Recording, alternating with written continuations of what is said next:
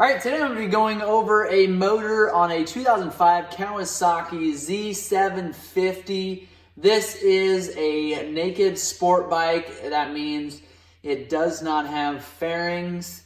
You sit a little more upright than you would on a sport bike. It's a little tamed down motor compared to, say, the ZX10 or the ZX6 or a couple of those complete sport bike models. This is a fuel injected. We've taken the throttle bodies off. I've taken several different videos on there. We also have the injectors that were removed at the same time. I do still have my coils in here, and I've got the intake boots. I do still have the coil harness here, and it's got a 1, 2, 3, 4, meaning this is the first cylinder, second, third, fourth. So it's an inline 4. You've got your exhaust ports over here.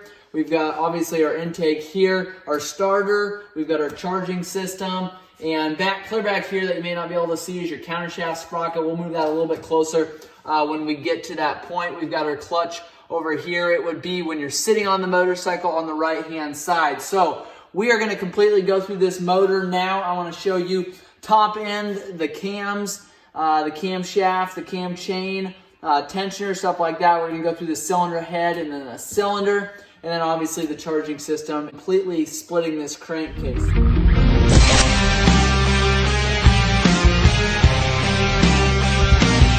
start off, I'm going to remove our top cylinder head cover here, but before we do that, we need to remove the coils. The coils are just stuck down in there, and you pull those out one by one, and they sometimes can be a challenge. You actually do want them to be a little more difficult because that means they're sealing up. Going back in, then you just take and push them down. You should feel them snap, and that means they're clicking into place there. There's all 4 coils. We'll set these aside, and now we've got a handful of 10mm bolts. We got 6 of them here that we're going to need to remove.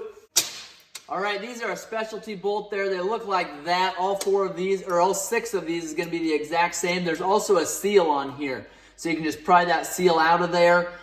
You want to make sure that that seal is good. If you are doing some serious work, if your bike's got a lot of miles or it's been has some corrosion and stuff like that, I'd suggest go ahead and replacing those seals while you're doing it, because you don't want these leaking. You're going to get dirt and debris down into your cylinder head here, or oil's going to start leaking out of there. So to pry this off, then just take your fingers, push up on it. It doesn't take a lot of force to do that. Lift up on that. Now we've got our camshafts exposed there. There's the underside of that. We've got our larger seal here, and this is a model-specific seal, so make sure you get the right one. You want to make sure that this is in good condition. These are typically sold from Kawasaki. Not a lot of aftermarket companies will make those seals there. So they're just not a real high dollar. I'm going to guess you're going to spend less than $20 on this seal, but it's good to have replaced and get that done when you're going through your motor. Next thing you're going to want to do is find your cam chain tensioner, which is going to be over here. You've got a 12mm in the center there. There is your center cam chain tensioner there. You've got your cap or your bolt there. It's got a hole in the center. Don't just use a standard bolt there. You've got a spring, and then you've got a pin running through that spring. Set that aside. At this point, your chain is still not loose yet. Now what we're going to do is grab an 8mm here, 8mm socket, and we're going to go ahead and remove that cam chain tensioner the rest of the way. A lot of times it'll stay into place there just because of the gasket, because of the seal on here. It appears this has an O-ring seal there, and you do want to make sure that that is good as well.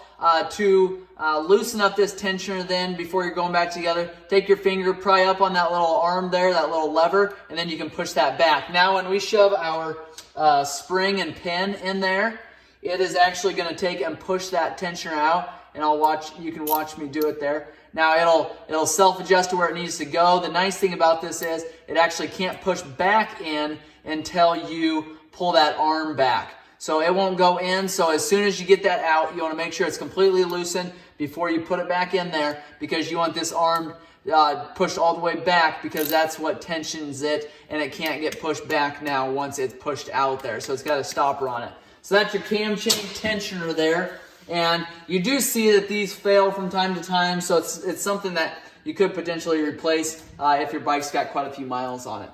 Now we've got our camshaft guides here. This is the guides. This trough here is the guide that your camshafts sit in. So we've got your exhaust side and your intake there, and we've got 10mm bolts across this entire thing. What I like to do is go in a crisscross pattern, and there's a mess of these bolts. All right, it's important. You can see how this top side here, this exhaust side, popped up. It's because there is some tension on these sprockets here from our chain. So that's why it's important going back together that you don't have your tensioner in there. There's going to be that much more pressure on these chains.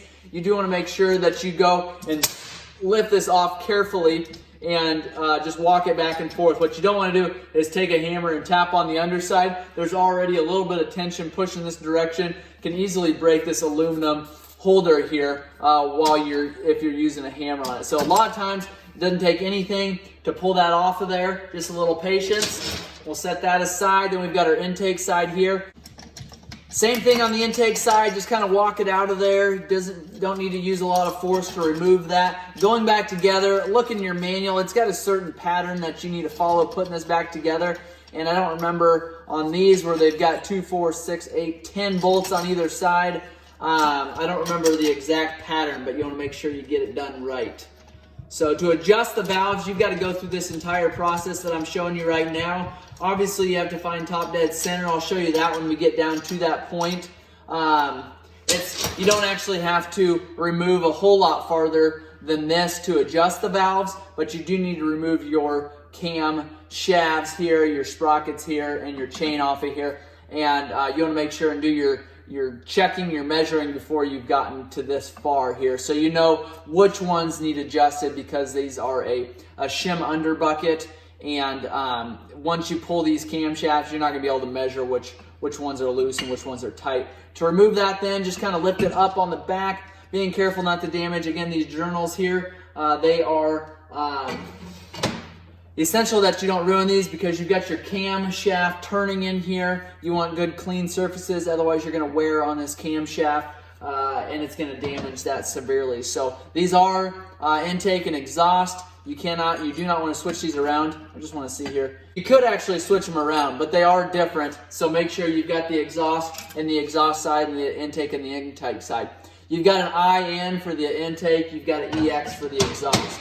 So you want to make sure that's pretty easy to know which side you're on here when you're looking at the head. So we've got our caps now that can come off. So if we were adjusting valves at this point, we would know which ones are tight, which ones are loose. Now what we do is take small pair of pliers, being very careful you don't damage these caps, take it off of there. Underneath is your shims. Now you've got all different kinds of shims. More than likely you've got a shim kit that you have when you're going to adjust these. A lot of times you'll just order a whole kit. They're very expensive. I'll put a link below, but it's essential when you're changing or adjusting valves that you've got a variety of different sizes. Now if you've got one out of whack, maybe you go and buy just 3 or 4 different shims to check your valve clearances. But if you're having to redo a handful of them, you just want to get a box of shims and make sure you're putting the right ones in there. Now this is the piece that you replaced right here. It's kind of small, hard to see, but that's called a shim under bucket there.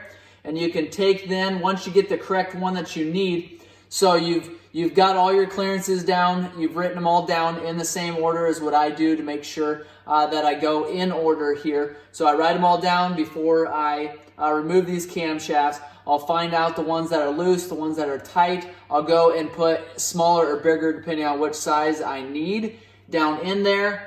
And then you take your valve, your shim cap here, your valve cap, put it down in there. Make sure it's seated properly. So a lot of times I'll just take and slam it down like that once I get it into position there. And then we can put our camshaft back on there, snug it back up, do our clearance checks again. If they're good, great, we'll put the cylinder head cover back on. If they're not good, then you want to obviously pull the ones that are not good and readjust those shims. That being said, you do not actually have to pull your motor to do this. We got to find top dead center. I'll show you how to do that. All of this can be done while this motor is in this motorcycle. So keep that in mind. You do not have to pull your motor to adjust your valves. Pretty simple steps. Follow the ones that I've said. Again, I'll show you top dead center when we get down into this crankcase a little bit farther. We're just about to that step there, but I want to keep going with our top end here before we skip around and show you that other stuff. So next what we're going to do is grab an Allen socket. We're going to loosen all of these Allen bolts holding the cylinder head on. And then we've got a couple Allens down beside here on our cam chain side. And then also while we're doing it, we're actually going to take these intake boots off. We're going to separate these from our cylinder head, so we'll do that as well. All right, we've got all 10 of these 8mm Allen bolts loosened up here. We've got the two 5mm Allens on the cam chain side here loosened up. Now we can go ahead and pull all those out. Those are what they call your head bolts. There is a washer that'll go down in there, so you want to make sure that you keep track of that. We'll pull all these out of here. Again, there's 10 of these. These two are a little bit harder to get to. We'll get those in a second. And now this cylinder head is completely ready to be pulled off. We've got our cam chain just dangling here. If we were just adjusting valves or just doing something in this cylinder head area, we want to make sure that this cam chain doesn't drop down. We are going all the way down, splitting that crankcase. We can let that drop down. That's not going to be an issue there. So now, as soon as we got the last one pulled off here, we can just take and tap up on the cylinder head here. We will have a little bit of coolant drip out. We have loosened all of these bolts and removed all these bolts for our intake boots. So at this time, we'll go ahead and pry those off. That way we don't lose or damage these. Make sure we keep track of the bolts here. Those take the 5mm Allen as well. Want to make sure we get those put back in order there. We've got our water line that's here. We can remove that. I'm not going to at this time. There's really no need for it at this point. And before we get this cylinder head completely pulled off here, we've got a 6mm Allen that's coming in from the side here. It's down directly underneath of this right-hand corner. We're going to pull that out. What that is doing is holding our cam chain guide into place there, and that's kind of binding us up, and we are not able to pull that cylinder head completely off of there without removing that guide bolt. Then we're going to be able to either pull this guide up, or we could actually leave this in, lift this cylinder head up, and our guide will just stay there. All right, then we can lift our head up a little bit. Once you get it enough room in there to get your fingers underneath of there, it's going to be beneficial for you to stick your fingers underneath of the cam chain side here and kind of push this guide up a little bit. There's a groove, and you can kind of see that groove in here on the actual cylinder itself. That groove is right here, and if you can get that up into that groove to where this knob here will just ride all the way up, you're going to be able to pull that off a lot easier. So kind of push that forward. It kind of does want to stay in place because of this knob here, but you'll be able to push it forward enough, basically just kind of a 1/2 inch here between where it wants to sit here and that groove there. Then you can just take and slide your cylinder head up. Now at this point, I'm going to be really careful not to tip this upside down because I don't want all of these valve caps to pour out. So we've got our cylinder head complete assembly here. We've got our intake valves on this side,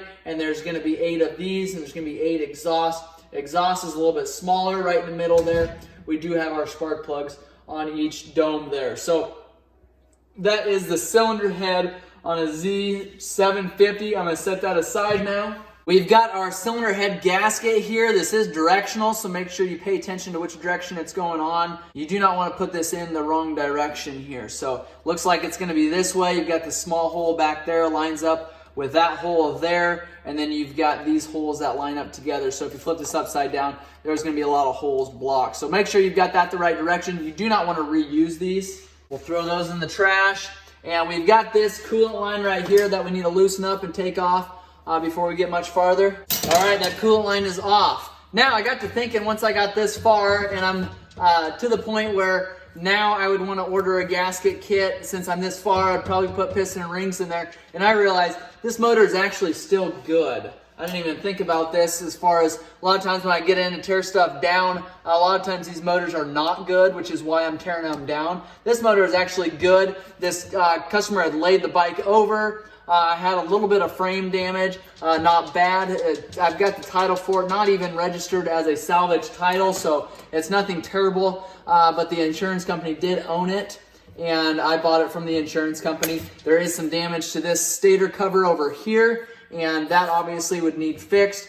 Would you guys have fixed this motorcycle, or would you guys have scrapped it out? I, without even thinking, decided to take this motor, tear it down, scrap it out. Just curious what you guys' thoughts are. If that was wise, if that was not wise, what should I have done there? Comment below and let me know what you're thinking. We've got our cam chain guides here. Again, we're gonna have to center them. That way we can get this cylinder completely removed. We've got number 1 cylinder all the way to number 4 cylinder here. And you can just take and tap on this. Sometimes it's not as easy as just tapping on with your fist. You gotta use a little rubber mallet to break that gasket free is the main thing. It's not that there's that much pressure on it, but a lot of times you do have to break that gasket free, kind of break that seal a little bit, but you never want to use a steel hammer. These are aluminum cylinders, and you don't want to damage those that cylinder by tapping on it with a steel hammer.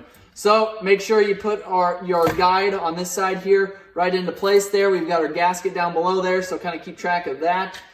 And we'll take and slide this out. Those pistons kind of fall. If you're reusing those pistons, you want to make sure that you don't damage them by letting them fall like that. We've got our base gasket here, thinner gasket, not quite as much to it, but you do want to replace this every time. All right, now we're going to go through and we're actually going to remove each piston off, and these pistons actually are in really good condition, no damage to them. Like I said, this motor is in good shape. Probably should have kept it together, but it is what it is. We're at this point now, and I'm not turning around now. So I'm going to go ahead now and remove these pistons. I've done this on tons of other videos. I've showed you how to remove these. Not a tough deal. Grab a pick, stick your pick in there in that groove. I try to turn this so my pistons are up, so I can get to it a little bit easier. You do want to make sure if you're doing this that you do not suck your finger down in there with it, as you can really cut off a finger or hurt your finger. So stick your pick in there, put your thumb over top, that way your circlip doesn't go flying, and then push your piston pin out. And once you get that done, move on to the next one. Very, very easy task. Just go ahead and remove those. A lot of times taking one finger, pushing it in from the other way, and then pulling it out with this hand is all you need to do. Slide it back in there. I like to keep the circlips with the pistons, and so I'll take and slide those back in. A lot of times a little bit easier to use your pick just to finish it out. All right, last one's off there. Keep the clip with it. We've got all 4 pistons off. They all look great. The cylinder, which I didn't talk much about, is here, and it looks like it's in good condition. No scoring, no major grooving. We'll check to make sure those cylinder barrels aren't out of round, but everything appears to be good on there. We want to double check before we go back together. I'm going to clean a little bit of our coolant mess up here, and I'm going to get into the charging system.